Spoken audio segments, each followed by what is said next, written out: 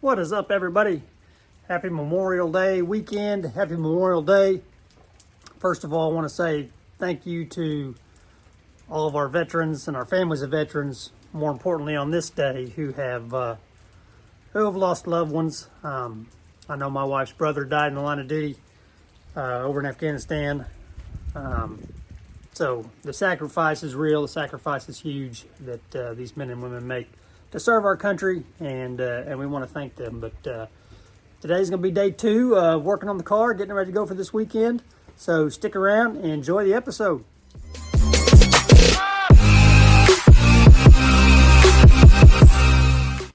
Okay, first things first, I got the fuel pump off and found, I'm going to bring it here to the light. See if it'll focus on it. There is a crack right there. See that crack in the, that's where it was leaking out of the fuel pump. So I got that off. I've got another one on order. It's supposed to be here Thursday. Race is on Saturday. So we're gonna be cutting it pretty close. These fuel pumps, I don't think you can just go down to your local hardware store and get these. Although this one is made in Korea.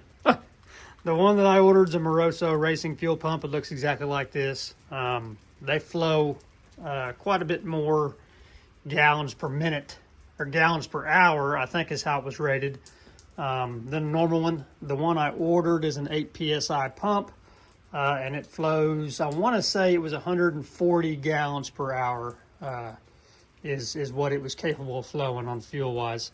So, yeah, these motors require a lot of fuel, and especially in the bank corners, all that stuff. You know, you want to keep them fed. So got a new one on order, and I do feel better that I did found something broke on it. And I may have done that when I was tightening the fitting up myself, because it was leaking out of that fitting there. That's what screws into there. And when I tighten it up, I may have also cracked it. But made in Korea, I don't know. The one I ordered is a Moroso. This one doesn't say Moroso or anything on it like that.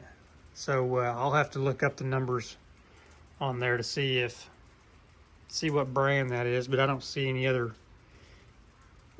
branding on it. It may be a Speedway part, may be a Jegs part, just their own in-house brand or something. But anywho, got one of those on order. I've got the transmission and drive shaft that we're going to get in today. And I got to get the shifter linkages all hooked up. I've got, new bolts and stuff to go into the shifter itself. It's just kind of sitting there in the cockpit. I hadn't really got it fully mounted down yet, so we'll get that fully mounted down, get this stuff installed, and be one step closer. Did some stuff off camera here. I went ahead and I remembered I had another power steering bracket on the old 355.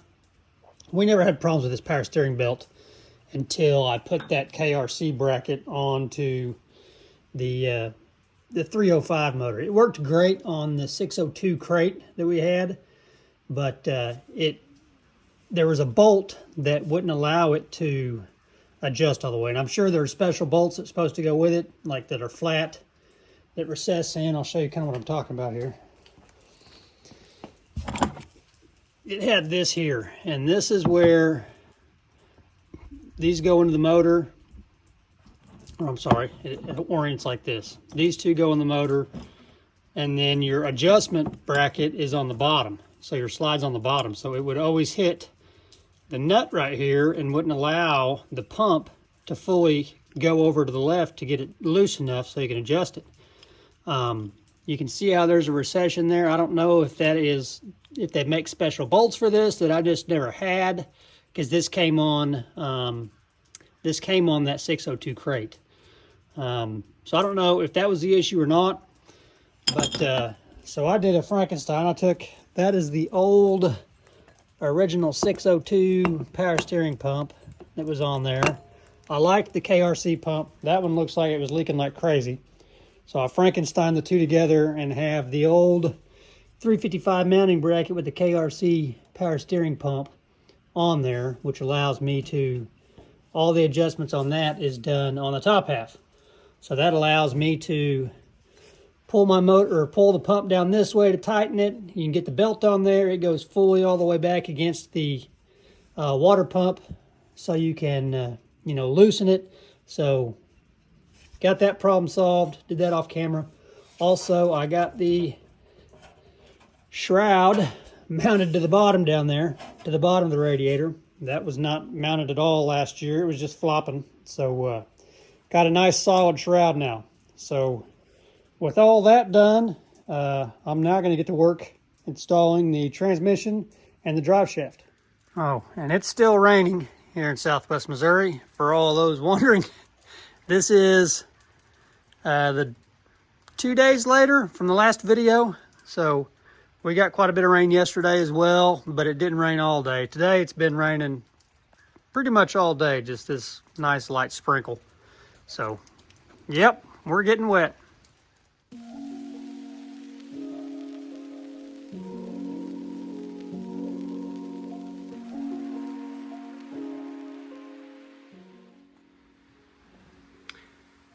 Now it's time to put in the tranny. I run the Bren 2-speed transmission.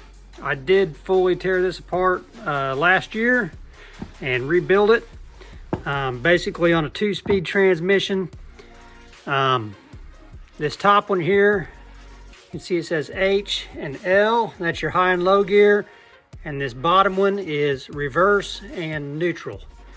And then the rods, the shifting rods, just hooked up to those, and that's what controls everything. So it goes into your bell housing right there. We'll remove those 4 bolts and get this thing slid up in there.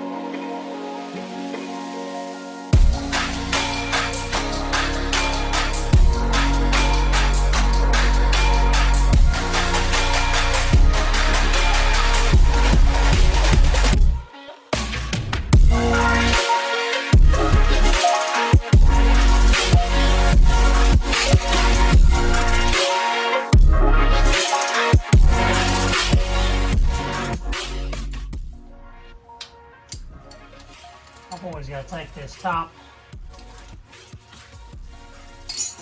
bracket, or this top shifting arm off to get this last nut or bolt tightened up on the transmission. I don't know if they're all like that, but I know mine is.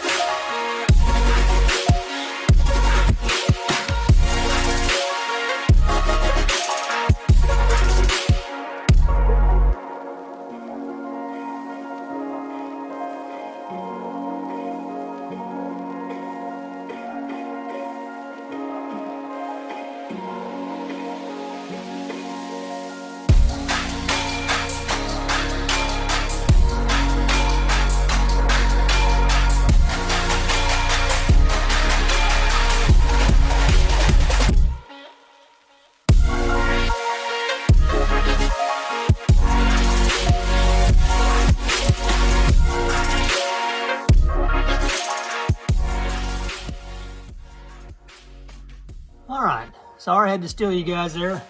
I couldn't read the back side of the transmission there to see which side was neutral and which side was reverse. And so, anywho, got the rods in. They're not set yet. I'll probably have to do that when I can get on the ground because I can't get the gears to shift while it's sitting up here. So next we're going to put in the drive shaft. And if you'll remember, we got new U-bolts down there. So we will get these taken off of here and I'm gonna see if I've got any grease around here. While I've got this out, I can go ahead and grease the grease these joints up here. Get it all greased up and ready to go.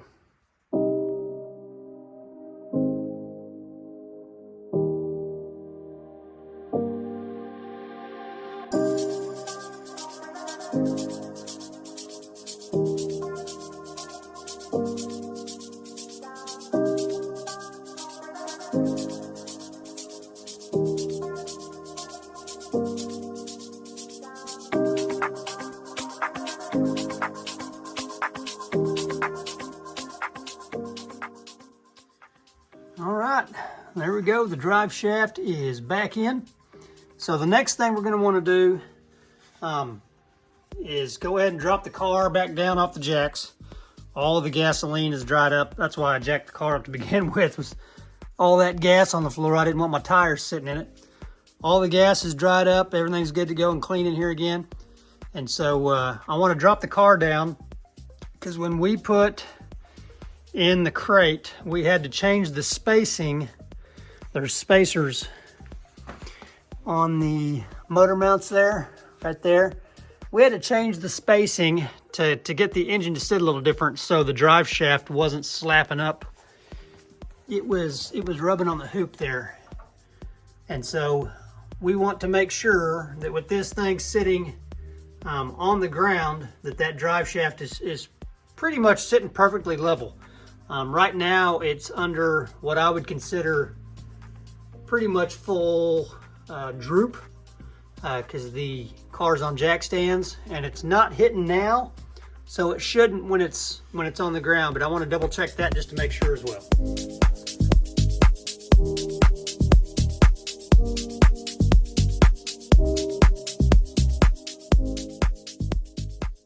All right, there we have it. We have spacing all around there. It does not appear that anything is going to hit.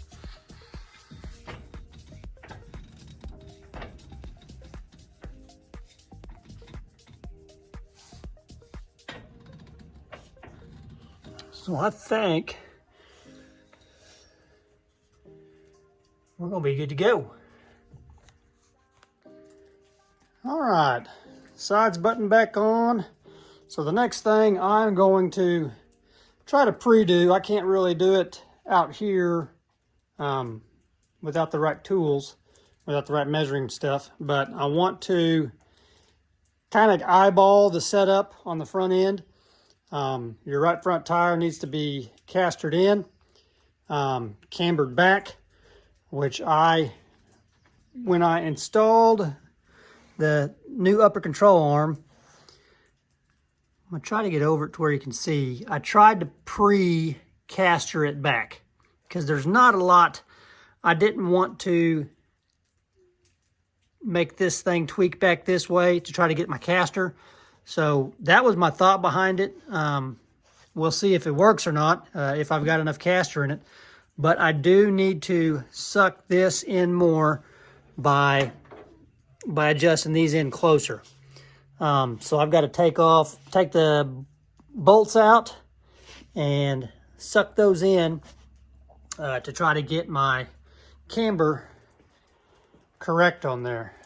And I've got the front wheel straight. You set this wheel as straight as you can, and I've got that pretty much straight on. And so I'm going to try to just eyeball my caster, and then we'll set the toe up and stuff at the shop.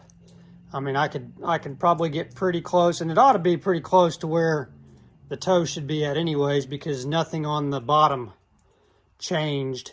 All I did was change the top. So, I mean, my toe ought to be pretty dang close. Right now it looks like it's towed in just a little bit, which is where it was at. I think it was like 5/8 of an inch is what our toe was on the front right. So anywho, that is what I'm going to do next. I'm going to try to adjust that in to get my camber further in on the car there. We'll see if we can get that accomplished.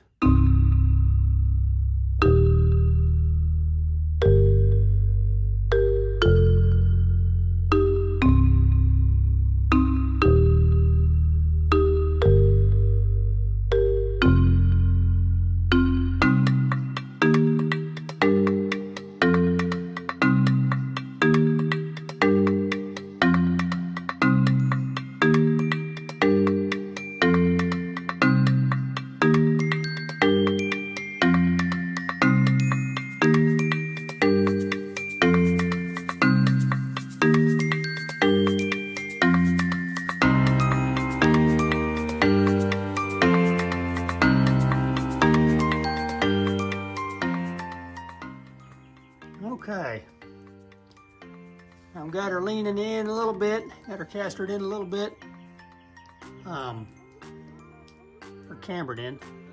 And I'm going to stick with that for now. I've still got some more room for adjustment on there, but I'll let Michael take a look at it and see what he thinks. I think we're going to be clear on the shock. I don't think I'm going to be bouncing into that much, so I think I'll be good there.